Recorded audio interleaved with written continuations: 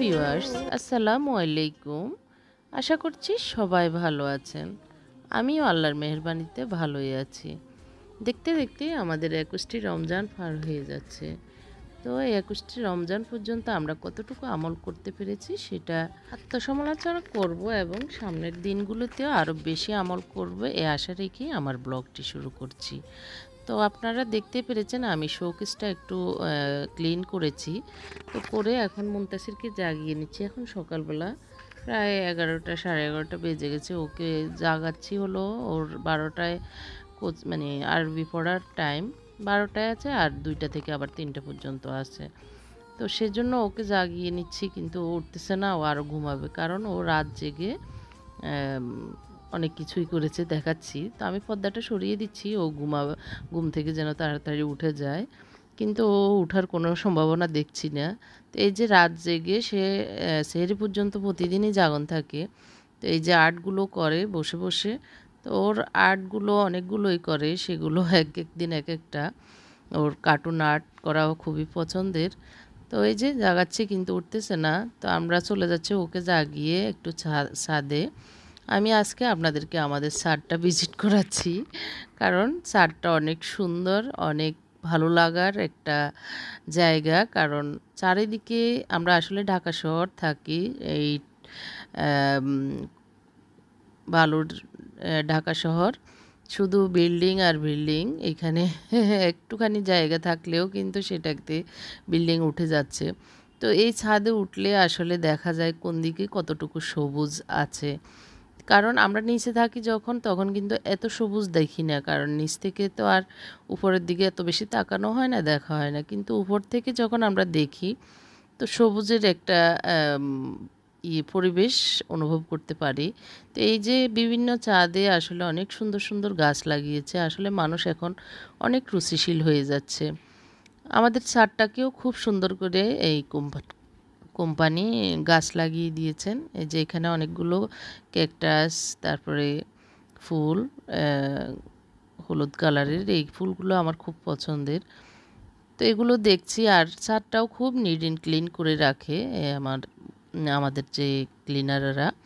তো আমাদের পাশের বিল্ডিংয়ে দেখেন ২টো ছাদ বেপে খুব সুন্দর করে গাছ লাগিয়েছে, আর গাছগুলো অনেক বড় বড় হয়ে গিয়েছে। সামনের এই এই ছাদটাতে সবগুলো হলো ইয়ে গোলাপ ফুলের গাছ। সবগুলো মানে গোলাপি, বিভিন্ন কালারের, বিভিন্ন রঙের। তো আমি আমাদের পাশের বিল্ডিংয়ের ছাদটাকেই দেখাচ্ছি। এখানে এমন কোনো ফল নেই যে যা নেই।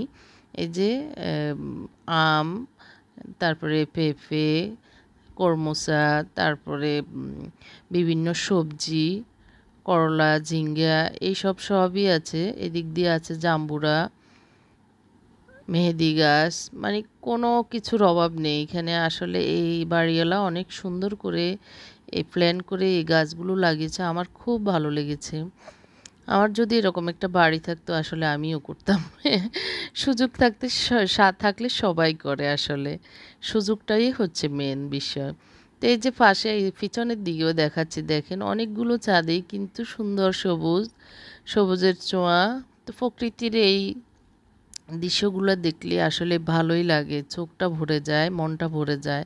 তো আমি আমার ২ সেনাবাহিনীকে নিয়ে এসেছি, কারণ এরা দুজনই আমার একটু একটু কাজ করে। তো ওদেরকে নিয়ে এসছি। আমার অনেকগুলো আটা কিনেছিলাম আসলে রোজার আগ দিয়ে, খাওয়া হয়নি। তো একটু রোদ আছে বিদায় ভাবলাম যে রোদে দিই, কিন্তু আজকে অনেক বাতাস, যার কারণে একটু প্রবলেম হচ্ছে। তারপরেও আমরা এই যে হ্যাঁ চাইডে একটু কাট দিয়ে যাচ্ছি। তো এর ভিতরেও আমার আরেকটা বুয়ার খাদিজার ওর বোন এসেছে, ও এই বিল্ডিংয়ে কাজ করে। তো আমরা দিয়ে এখন নিচে যাচ্ছি।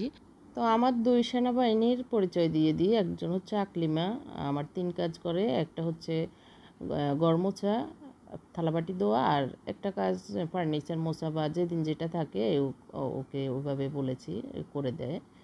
তো আরেকজন হচ্ছে রোজার প্রথম দিন থেকে রেখেছি আমার ৩টা ওয়াশরুম, সেগুলো একটু ক্লিন করে দেওয়া। তো আমি এতদিন আমি নিজেই করেছি, এখন রোজা এসেছে আসলে একটু নিজেরই অনেক কাজ আছে, এই জন্য রেখেছি। তো এদিকে দেখতে পাচ্ছেন আমি, হ্যাঁ, আমার পাপোশগুলো সবগুলোকে ওয়াশিং মেশিনে দিয়ে দিচ্ছি। অনেক দিন হয়েছে, একটু মানে নোংরা নোংরা মনে হচ্ছে, এই জন্য দিয়ে দিচ্ছি। তো আর আমার মাছের ছোট্ট অ্যাকোরিয়ামটার খেজমতো করতেছে কারণ মাছটা আমার অনেক প্রিয়। তো একটু মাছ রাখাটা আমি খুব মানে পছন্দ করি। মাছ এবং গাছ এই দুইটা আমার খুব ফেভারিট। মানে এটা একটা আমার পছন্দের একটা বিশাল অংশ।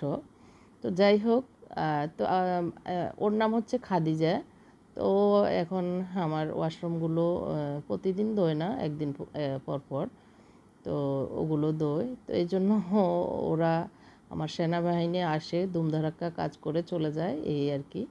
তো এই যে মুনতাসির উঠেছে, ও উঠে এখন 2টার বেজে উজু করে নামাজ পড়ে 2টার বেজে এখন যাচ্ছে। আর গোসলও করেনি, ঘুম থেকে দেরিতে উঠাতে, ড্রেসও চেঞ্জ করেনি, ওইভাবে চলে যাচ্ছে, টাইম হয়ে গিয়েছে। তো আমি ওকে নিয়ে যাচ্ছি, হ্যাঁ, ওর মুক্তবে। তো আমাদের বাসার সামনেই কিন্তু এই যে ফুটপাত বসে। ফুটপাত বলতে এখানে ভালো কোয়ালিটিরই কাপড়, কিন্তু একটু কম দামে বিক্রি করে। তো আমরা দেখতে দেখতে গিয়েছি, যে আমি মুনতাসিরকে রেখে বাসায় চলে এসেছি। এসে দেখতে পাচ্ছেন রান্নাবান্নায় ঢুকে গেছি, কারণ আজকে আমি একটু আমার বাবা আম্মার জন্য খাবার পাঠাবো। বাবা আম্মাকে বলেছি আসতে, কিন্তু ওনারা আসলে, আম্মা একটু শরীরটা একটু ভালো লাগতেছে না, আসতে পারবে না, বাবারও কাজ আছে, এই জন্য। তো ভাবলাম যে একটু খাবারও পাঠিয়ে দিই, খাবার রান্না করে। তো এখন দেখতে পাচ্ছেন আমি কুটাকাটি আর হচ্ছে একটু মাছ নিয়েছি, মুরগি। এখানে একটু বেগুনি বানাবো, সেজন্য আলু, পেঁয়াজ, একটু ধুন্দুল যেটা সবজি সেটা, আর হলো বেসনের বাটারটা করে রেখেছি। এগুলো আসলে প্রিপারেশন করে রাখলে আর রান্নায় মানে লাস্ট টাইমে আর এত বেশি ঝামেলা হয় না। তারপরেও আমি তো এট এ টাইম সব কিছু করে আবার ওই বাসায় পাঠাতে হবে, এই জন্য একটু তাড়াহুড়োই করতেছি। তো আমার ছোটো ভাইয়ের বউ তামান্না, ও এমনি কয়েকদিন ধরে একটু অসুস্থ। তো এই জন্যই একটু ভাবলাম যে ও অসুস্থ, আর বাবা আম্মাকেও বললাম, ওনারাও আসতেছে না, এই জন্য একটু খাবার পাঠাই। তো খাবারগুলো আসলে, হ্যাঁ, সবগুলো আসলে রেসিপি সহ দেখানো মুশকিল হয়ে যাবে, এই জন্য আমি আজকে হালিম রান্নাটা দেখাবো।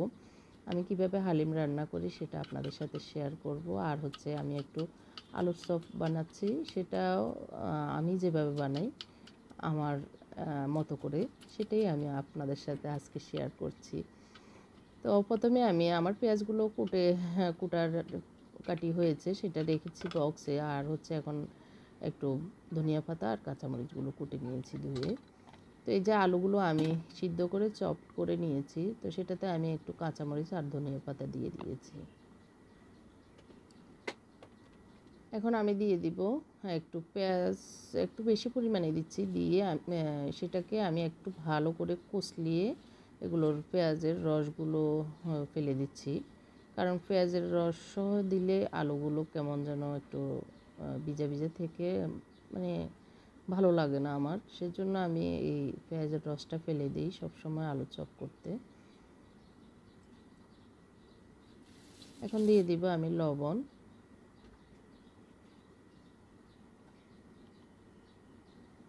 পরিমাণ মতো লবণ দিব। এখানে আমার 5-6টা আলু, 5-6টা থেকে আমি একটা আমি একটু ছোট ছোট করে কেটে নিয়েছি, বুট ভাজিতে দিব। এখানে হচ্ছে চাট মশলা, চাট মশলাটা আমি 1 চামচের মতো দিয়েছি। তো এই চাট মশলাটা আমি কিভাবে করেছি সেটা আমার একটা ব্লগে দেখিয়েছি, সেটা আই বাটনে আমি এই লিঙ্কটা দিয়ে দিব। আপনারা যারা দেখেননি নতুন আমার ব্লগে, তারা দেখে নিতে পারেন। তা দেখতে পেরেছেন আমি কিভাবে একদম আলুগুলোকে সব এর সাথে মিশিয়ে চপ করে নিয়ে এখন আমি গোল গোল করে সুন্দর করে এগুলোকে রেখে দিচ্ছি। একটু হাতে, বাম হাতে তেল লাগিয়ে করলে আর হাতে বেশি একটা লাগে না। আর এই ডালাটা আমি ওই দিন খাবারের সাথে পেয়েছি, অ্যারাবিয়ান যে খাবারটা আমাদের বাসায় এসেছিলো, তো সেটাতে রাখছি। আমার এক বোন দিলরুবা সুলতানা আপু, উনি কমেন্ট করেছেন এই ইয়েটাতে আমি কি ইউজ করব, তো সেটা দেখানোর জন্য। তো আজকে দেখিয়ে দিলাম আপুটাকে। আপু যদি দেখেন, দেখতেই পাচ্ছেন আমি এটাতে রেখে আলুর চপগুলোকে রেখে একটু ডিপ ফ্রিজে রেখে দিচ্ছি। আধা ঘন্টার জন্য এগুলো একটু সেট হওয়ার জন্য, সেট হলেই আমরা যদি বেসনে দিই তাহলে ভালো হয়। আর এখন দেখতে পাচ্ছেন আমার গুঁড়িগুলো আমার ডাইনিং টেবিলে, ছাদ থেকে ডাইনিং টেবিলে চলে এসেছে। কারণ হচ্ছে আমরা গুঁড়ি দিয়ে আসার 2 ঘন্টা পরে কিন্তু জুব জুব করে বৃষ্টি চলে আসতেছে, দেখে দৌড়াই গিয়ে এনে এখন আবার ফ্যানের নিচে দিয়ে দিয়েছি। কারণ একটু বৃষ্টির ফোঁটা পড়েছে মনে হচ্ছে, এই কারণে। তো এখন আমি চলে এসেছি হালিম রান্না করব এর জন্য। তো হালিমটাতে আমি এই যে এটা হচ্ছে মাসকলাইয়ের ডাল, এটা আমি ফ্রিজে রাখি সব সময়, অনেকগুলো করে ফ্রিজে রেখে দিই। তো সেটাও দেখাচ্ছি যে একটা বয়মে পলিথিনের মাধ্যমে রেখে দিই। আর আরেকটা গুঁড়ি রেখেছি, এটা হচ্ছে আটার গুঁড়ি। আর আমি এখানে পোলাও চাল, মশারির ডাল, মুগ ডাল আর হচ্ছে মশারির ডাল, বুটের ডাল নিয়েছি। আমি ছোটো ডাল আর চাউলগুলোকে প্রথমে শুকনো ব্লেন্ড করে নিচ্ছি। আর বুটের ডালটা আমি আলাদা করব, মানে এটা তো একটু শক্ত বড় আইটেম, সেই হিসাবে আমি একটু পরে সেটাকে ব্লেন্ড করে নিব। এখন আমি আমার যে 3 রকমের ডাল সেটাকে আমি ব্লেন্ড করে নিচ্ছি, ডাল চাল। আর আমি যেহেতু আমার নেই, গম নেই, সেজন্য আমি আটা নিয়েছি, আটাই তো গম সেজন্য। আর হচ্ছে মাসকলাইয়ের ডাল যাদের আস্ত আছে তারা আস্ত দিয়ে এভাবে ব্লেন্ড করে নিতে পারেন একটু তেলে। আমার যেহেতু আস্ত নেই, পাউডার আছে, আমি পাউডারটা আলাদা রেখেছি। দুটো পাউডারই, আটা এবং মাসকলাইয়ের ডাল। আর হচ্ছে এখন আমি বুটের ডাল, এটাকে আমি সবগুলো কিন্তু দুই মুঠ নিয়েছি, আপনারা আপনাদের পরিমাণ মতো নেবেন। আসলে আমি যেভাবে রান্না করি সেটাই শেয়ার করছি, এইভাবে আমার থেকে সহজ মনে হয়। এটাকে আমি একটু ব্লেন্ড করে, একটু ব্লেন্ডার করে ছোটো ছোটো করে নিচ্ছি, যেটা আমাদের প্যাকেটে আমরা দেখতে পাই এরকম একটু পাউডার টাইপ, বেশি পাউডারও না আবার বেশি ইয়েও না, সেরকম করেই নিচ্ছি আর কি, ভেঙে নিচ্ছি আর।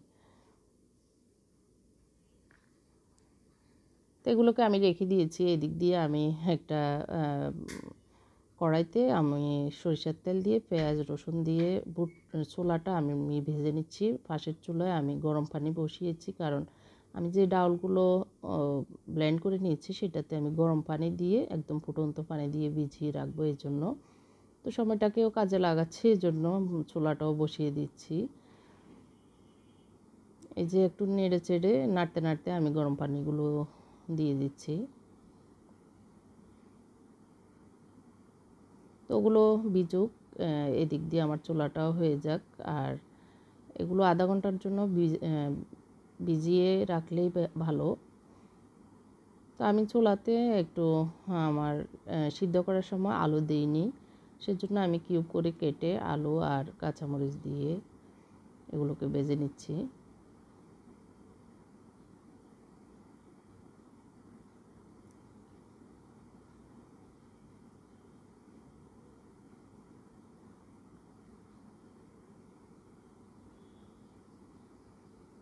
সরিষার তেল দিয়ে একটু ছোলা ভাজি করলে আসলে আমার থেকে ভালো লাগে। তো আপনারা কীভাবে ছোলা ভাজি করেন আমাকে কমেন্ট বক্সে একটু জানাবেন। আপনারা যেভাবে বানান আমিও ট্রাই করব। আসলে শেখার তো শেষ নাই, এক একজন এক একভাবেই রান্না করেন। তো এক একজন থেকে এক একভাবে রান্নাটা শিখলে আমাদের রান্নাগুলো আরও কিন্তু সুস্বাদু হয়ে যায়।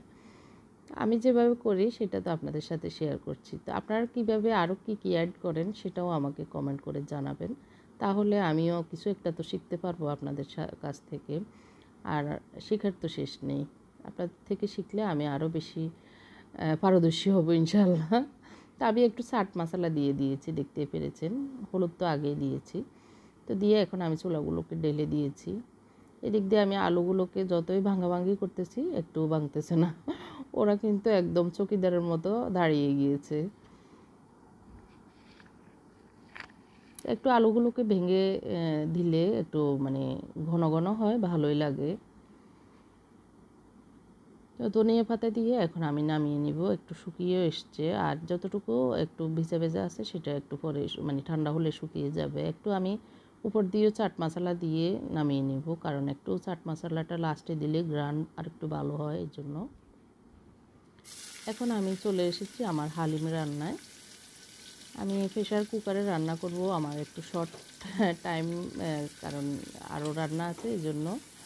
তো তাড়াহুড়ো করে রান্না করছি। এই যে পেঁয়াজগুলোকে আমি ভালো করে বেরেস্তা টাইপের ভেজে নিয়েছি। তো এখন একে একে সব কিছু দেওয়ার পালা। এখন আমি প্রথমেই দিয়ে দিয়েছি মুরগির কিউব করা টুকরাটা আমি কিভাবে করেছি আপনারা খেয়াল করেছেন, সেভাবে আমি দিচ্ছি। আমি এখানে হাড় ছাড়া মুরগির বুকের মাংসটা দিচ্ছি, কারণ আমার ছেলেরা একটু হাড় ছাড়াই খায়। আর এখানে দিয়ে দিচ্ছি আমি এখন একটু আদার ঝোল, মানে আদার পেস্টের পানি। আর দিয়ে দিয়েছি একটু রসুন, 1 চামচের মতো, 1 টেবিল চামচ, লবণ পরিমাণ মতো, হলুদ একটু, মানে বেশি না, আমি বেশি হলুদ দিইনি। তো এগুলো দিয়ে এখন একটু কষিয়ে নিয়েছি। এখন দিয়ে দিচ্ছি আমি যে মুরগির মাংসের মশলাটা বানিয়েছি সেটা। আপনারা যারা মিস করেছেন আমি মুরগির মাংসের মশলা কীভাবে বানিয়েছি সেই লিঙ্কটা আমি আই বক্সে দিয়ে দিব, সেটাও দেখে নিতে পারেন। তাহলে সেটা দিলেই খুব সহজে খুব সুস্বাদু হয়ে হালিমটা হয়ে যায়।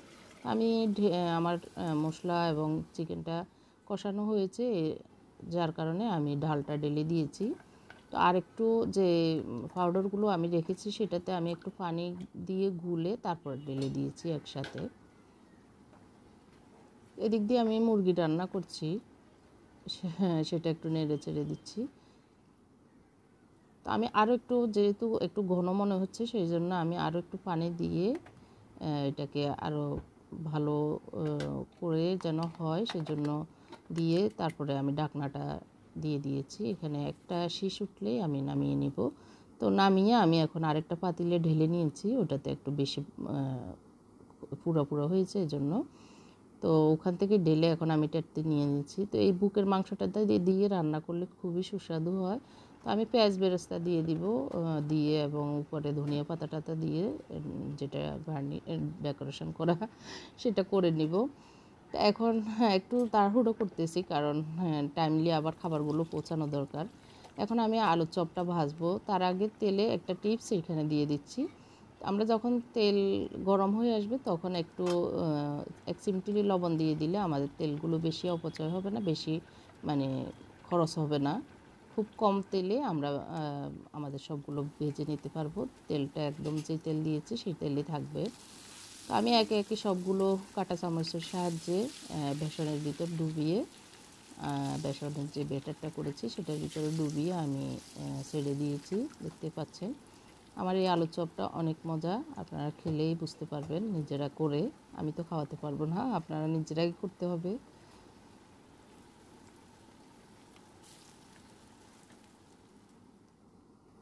তো এই যে আমি আর দেখাতে পারিনি, সব কিছু প্যাকেট করে আমার মুমতাসির মুত্তাকি যাচ্ছে ওর নানুর বাসায় নানুদেরকে দিয়ে আসতে।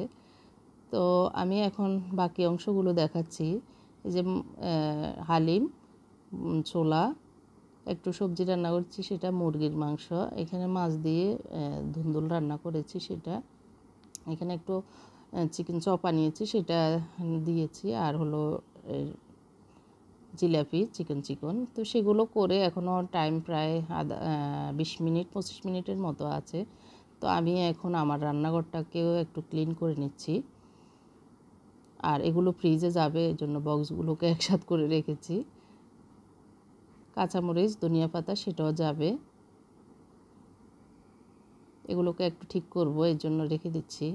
এই পাশটাতে এখন এগুলো সব ময়লাগুলো এনে আমি বেসিনে যেগুলো ধোয়া দরকার সেগুলো রেখে দিচ্ছি।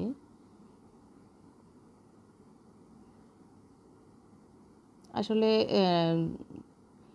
ইফতারের সময় কিন্তু অনেক ঝামেলা থাকে, সেই সময় অনেক নোংরা হয়ে যায় রান্নাঘর। আমাদের সবারই, সব গৃহিণীদের একই অবস্থা হয়, সবাই যে একদম ক্লিন রাখতে পারে এমন বিষয় না। এই যে আমার চুলাটাও অনেক নোংরা ছিল, এখন আমি মুছে নিয়েছি। তো এদিক দিয়ে আমার মুনতাসির শরবত গুলে নিচ্ছে, ও চলে এসেছে, ও এসে আমাকে হেল্প করছে। ও শরবত ওরা আসলে আমার ছেলেরা করে, ওর বড় ভাইয়া করতো, মেজো ভাইয়া করে, এখন ও নিজেই করে যখন মানে দরকার হয়। এখন ও ট্যাং জুসটা করে নিচ্ছে, আমি এদিক দিয়ে আমার রাইস ধুয়ে নিচ্ছি, ভাত বসাবো। কারণ ইফতারের পরে আমার হাজব্যান্ড ফোন দিয়েছে, ও কাকে নাকি বলেছে দাওয়াত দিয়েছে ভাত খাবে এর জন্য। তো সেই জন্য ভাতটাও বসিয়ে দিচ্ছি রাইস কুকারে।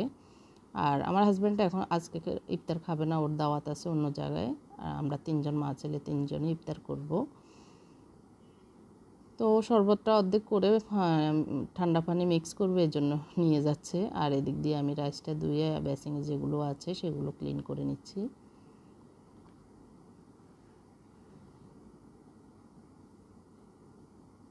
ও একটি কথা, যারা এখনও আমার চ্যানেলটিকে সাবস্ক্রাইব করেননি, আজকে নতুন দেখছেন আমার চ্যানেলটি, প্লিজ আমার চ্যানেলটিকে সাবস্ক্রাইব করবেন এবং পাশে থাকা ছোট্ট বেল আইকনটিও চাপ দিবেন, যাতে করে আমার প্রতিদিনের ব্লগটি আপনার কাছে চলে যায়। তো আর হচ্ছে এক আপু আমাকে কমেন্ট করেছেন, সে আপুটার নাম হচ্ছে নাইমা আপু। উনি বলেছেন আমি ফ্রিজে কি কি রাখি সেটা দেখানোর জন্য একটা ব্লগ করতে। তো সেটা আমি দেখি ইনশাল্লাহ করব, আপনাদের জন্যই তো। আমি চেষ্টা করব আমি যা যা করি সেটা আপনাদের সাথে শেয়ার করতে। আর আপনারাও আমাকে কমেন্টের মাধ্যমে আপনারা আরও কী কী করেন, কি কি রাখেন, কিভাবে কাজ করেন সেটাও আমাকে শেয়ার করবেন, আমার সাথে বলবেন। কারণ আমরা তো একটা ফ্যামিলি হয়ে যাচ্ছি এখন আস্তে আস্তে। তো এখন আমি টেবিলে নিয়ে এসেছি হালিমের পাতিলটাও নিয়ে এসেছি, কারণ ইফতারের টাইম প্রায় চলে এসেছে, একটু পরে আজান দিবে। তো এই জন্য একটু রেডি করছি আমরা মা ছেলের জন্য, সবাই রোজা। তো শরবতটা প্রথমে নিচ্ছি, কারণ খেজুর নেওয়ারও টাইম পাইনি। তো এখন রাত প্রায় 11:30। আমার হাজব্যান্ড সূরা কদরের আলোচনা করছে। তো এরকম আমাদের প্রতিদিনই কোরআনের আলোচনা হয়, পারিবারিক আলোচনা। তো সেটা করছে, আমরা বসে শুনছি। মোত্তাকিও আসতেছে, ও একটু ওইদিকে গেছে। তো আপনাদের সাথে শেয়ার করছি, আপনারাও এরকম করতে পারেন, আপনাদেরও আপনাদের বাচ্চাদেরকে এরকম কোরআনের আলোচনাগুলো শোনাবেন, এই আশা করছি। তো একটু দেখে নিন আমরা কিভাবে শুনছি। আমার ব্লগটি এখানে শেষ করছি। আল্লাহ হাফেজ, আসসালামু আলাইকুম। একটা রাত 1000 মাসের চাইতেও এটা উত্তম। এবার 1000 মাসে কত রাত কত দিন।